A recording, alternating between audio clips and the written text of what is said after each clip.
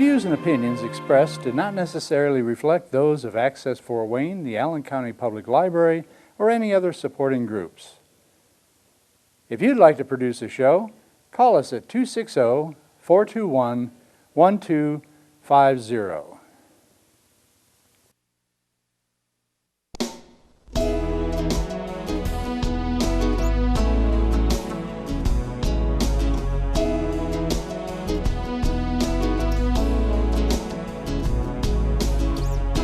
Let me be your lighthouse so I can show you the way.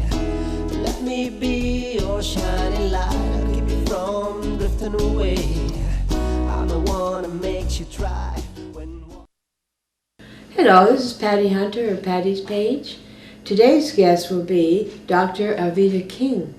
She'll be with us in a moment. She's going to talk to us about many things, what's been happening with her and what she's doing.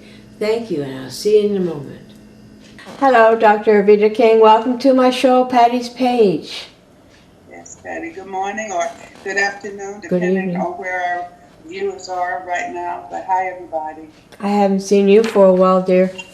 I've been following you, though. I've been getting those powerful emails. Thank you so much. Oh, thank you. I have a question to talk about the Black Voices for Trump's coalition and what it means for the election of 2020. What can you talk about that then? Well, I'm part of a group called Black Voices for Trump.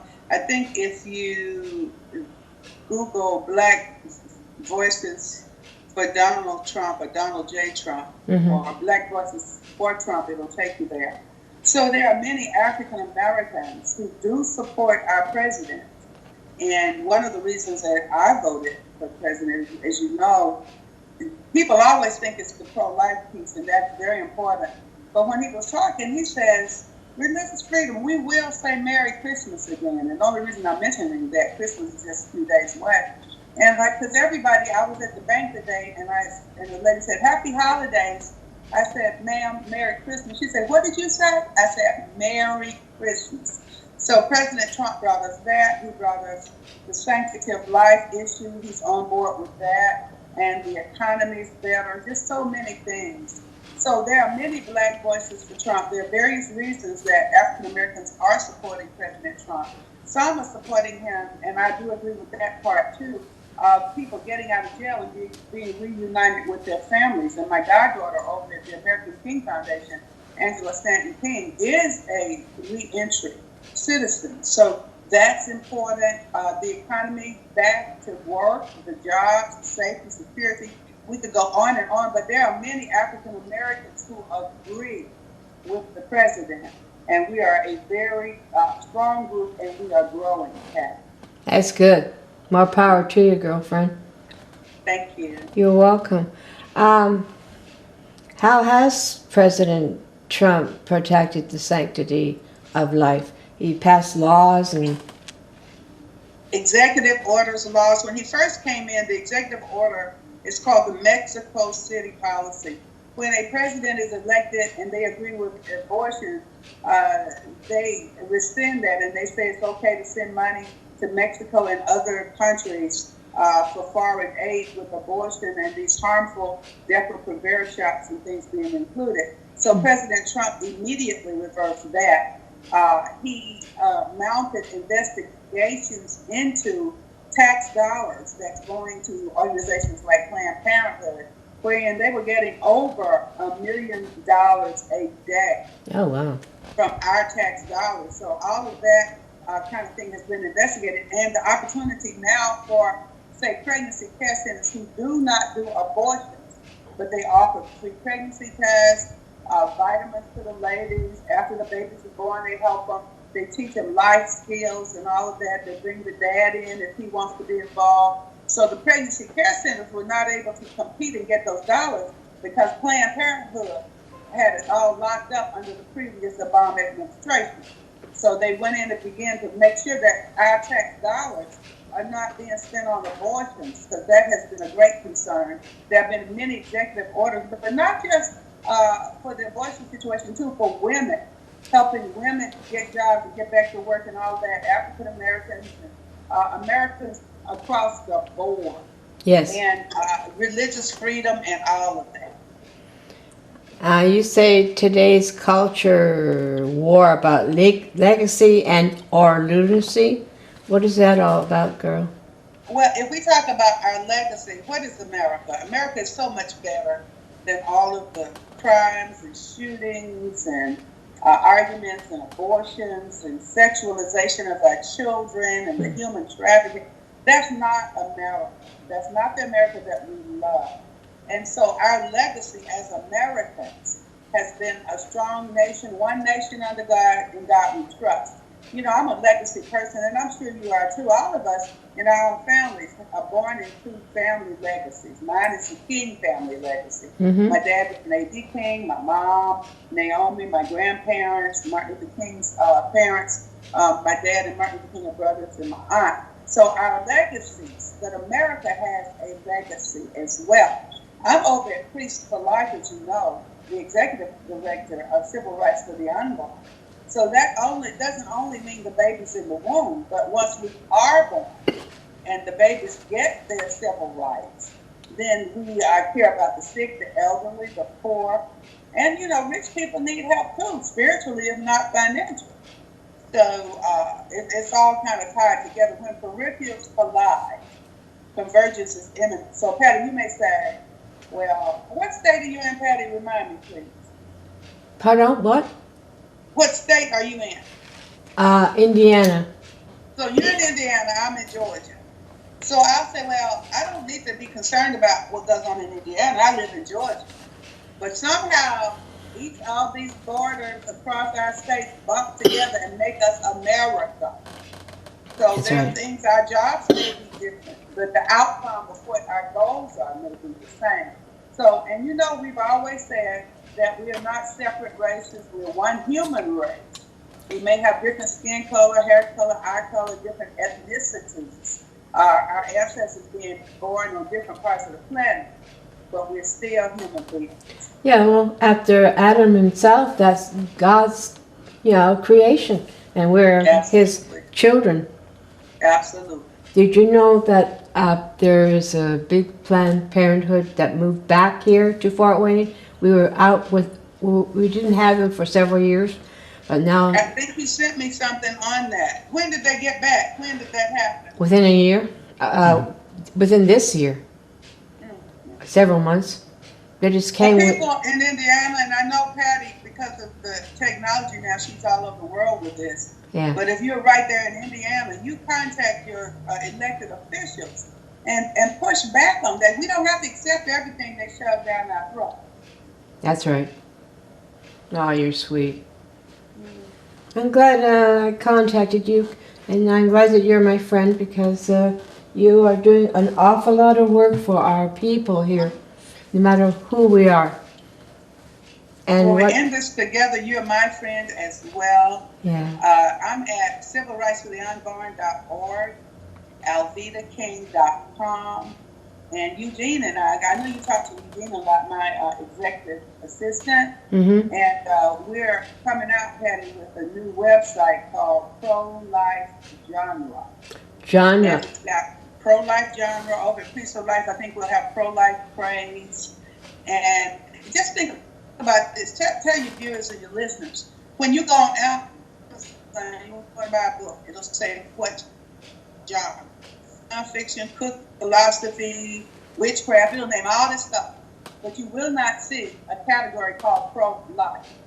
So people start asking for that category, because when you do it, it'll make a demand. So we're going to be explaining what the pro-life genre is: music, film, business, religion, everything, pro-life. And we want people to begin to understand that pro-life is from the womb to the tomb. It's its own genre. You bet. And that's the way it should be.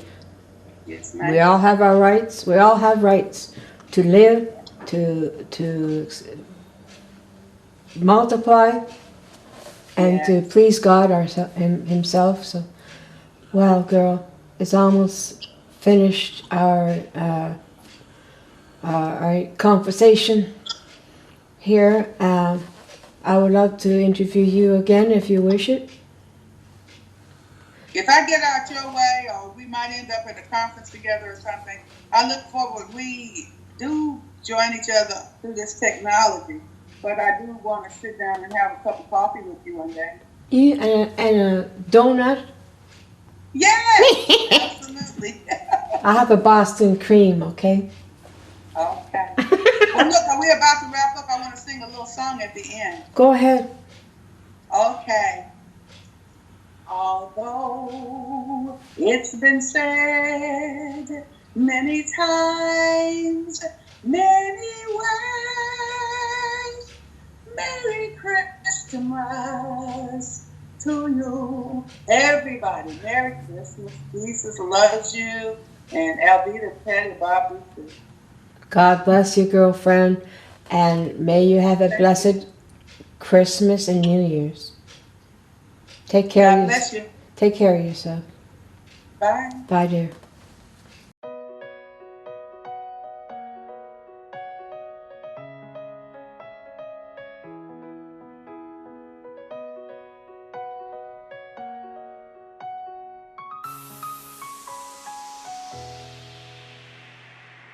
If my people could understand that we live in a world that's in need of a change, then my people could lift up their hands, 'cause we live in a world that just needs us to pray. People are trying to change the world. What about changing our mind? It's time to stand for life. Pray for America. Pray for America. Our unborn children, their lives are in our hands.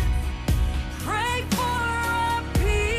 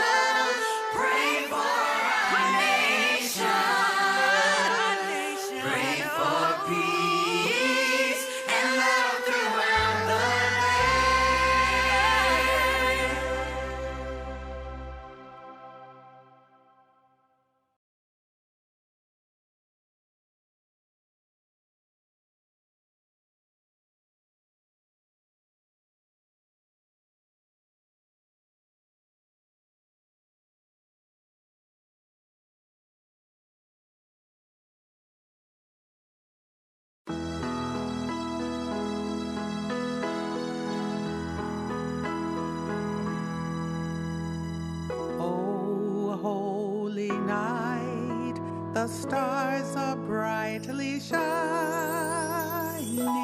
It is the night of our dear Savior's birth.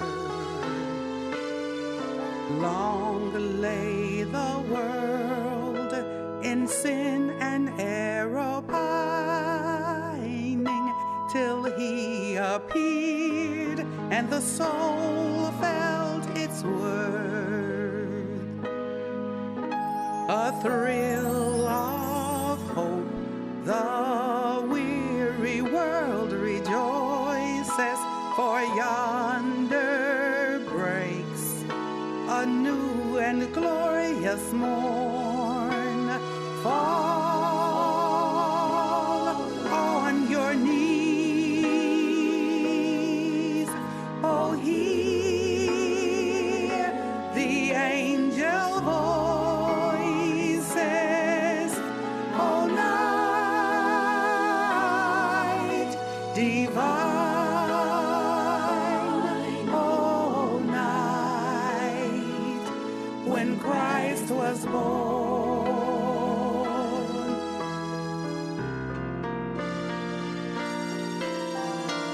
Led by the light of faith serenely gleaming, with glowing hearts by his cradle we stand.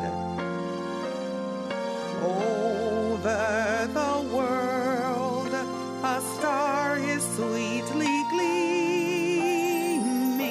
Now come the wise men from out of Orient land. The King of Kings lay thus in lowly manger.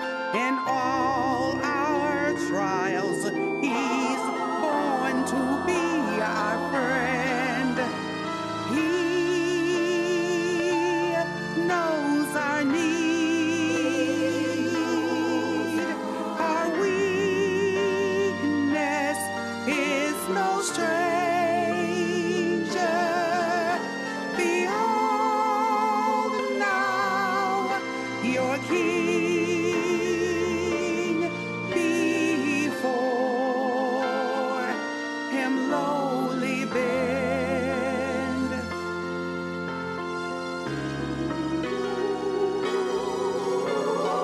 Truly he taught us to love one another. His law is love, and his gospel is peace. Chains shall he break, for the slave is our brother, and in his name all oppression shall cease. Sweet hymns of joy in grateful chorus raise we, with all our hearts we praise his holy name. Christ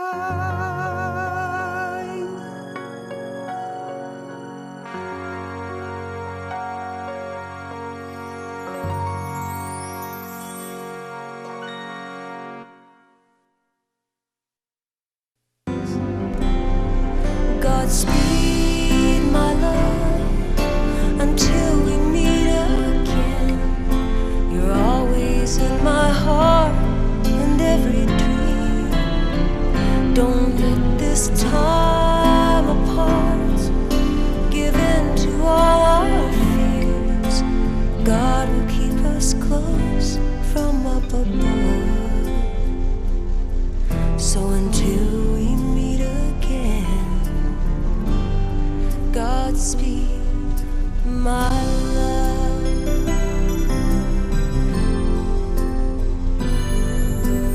God is with us always and for the rest of all our lives.